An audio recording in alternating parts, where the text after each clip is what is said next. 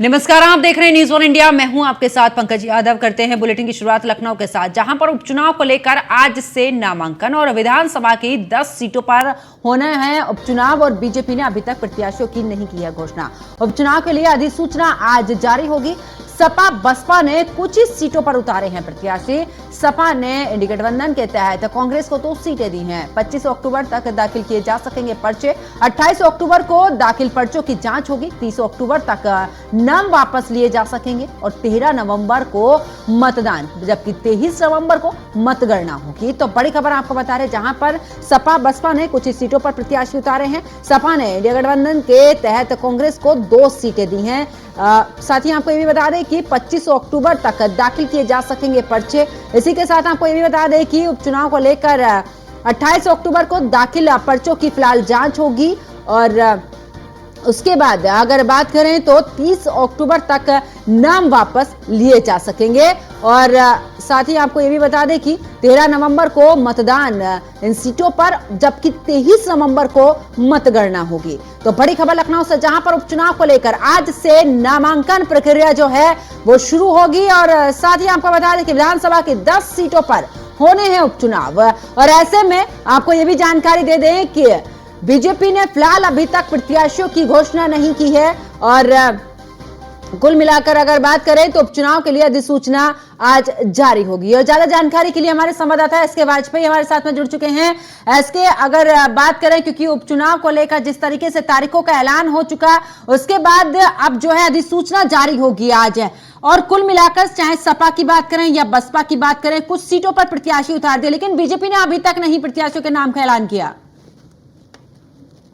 निश्चित तौर पर क्योंकि उत्तर प्रदेश की 10 विधानसभा सीटों में से 9 पर चुनाव हो रहा है, जिसको लेकर आयोग की तरफ से कार्यक्रम जारी कर दिया गया है। क्योंकि इन 9 विधानसभा सीटों के उपचुनाव को लेकर आज से नामांकन शुरू हो रहा है, क्योंकि आज से ही यूपी के मुख्य निर्वाचन अधिकारी की तरफ से सूचना जारी कर दी जाएगी, जिसमें प्रदेश भर में आज से लेकर 25 तारीख तक नामांकन किए जा सकेंगे। हालांकि इस नामांकन के बाद 28 अक्टूबर तक नामांकन पत्रों की जांच होगी और 30 अक्टूबर तक नामांकन पत्र वापस लिए जा सकेंगे।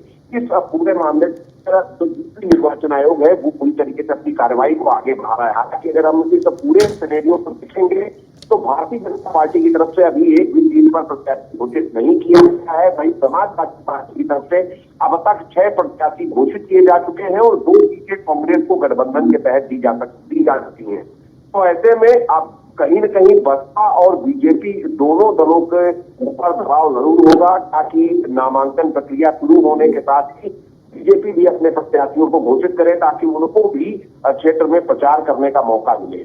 जी बिल्कुल एसके, लेकिन ऐसे में क्योंकि जिस तरीके से समाजवादी पार्टी ने 6 सीटों पर प्रत्याशी जो हैं वो उतार दिए हैं, 2 आप जानकारी दे रहे कि 2 कांग्रेस को दे दी गई हैं सीटें।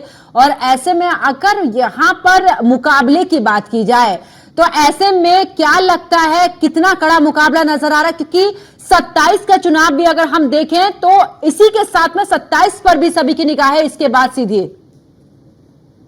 तो बिल्कुल निश्चित तौर पर, क्योंकि इससे पहले यही एक बड़ा चुनाव उत्तर प्रदेश में होने जा रहा है, तो ऐसे में सभी दलों की कोशिश यही होगी कि चुनाव के जरिए अपना माहौल बनाया जाए और 27 की जमीन तैयार की जाए। कहा 2024 के चुनाव नाम से उत्साहित समाजवादी पार्टी और कांग्रेस बेहतर परफॉर्म करने की कोशिश कर रही है। दूसरी तरफ भारतीय जनता पार्टी भी अपने कोटे की 5 सीटों के साथ ही समाजवादी पार्टी की 5 सीटों पर बेहतर परफॉर्म करने की कोशिश कर रही है, ताकि 2027 से पहले मैसेज दिया जाए कि भारतीय जनता पार्टी उत्तर प्रदेश में पूरी तरीके से मजबूत स्थिति में खड़ी है। देखना ये है कि इन सारी चीजों के बाद कुछ निकल कर आता है और भारतीय जनता पार्टी के प्रत्याशी घोषित होने के बाद परिणाम आएंगे। क्या कुछ परिणाम भारतीय जनता पार्टी के पक्ष में रहते हैं या तो समाजवादी पार्टी अपनी सीटें बचाने में कामयाब रहती है? बहुत सारी चीजें हैं जिनको जब चुनाव परिणाम आएंगे तब कई सारी चीजों पर बिल्कुल, चलिए बहुत बहुत शुक्रिया एसके वाजपेयी हमारे साथ जुड़ने के लिए, तमाम जानकारी साझा करने के लिए।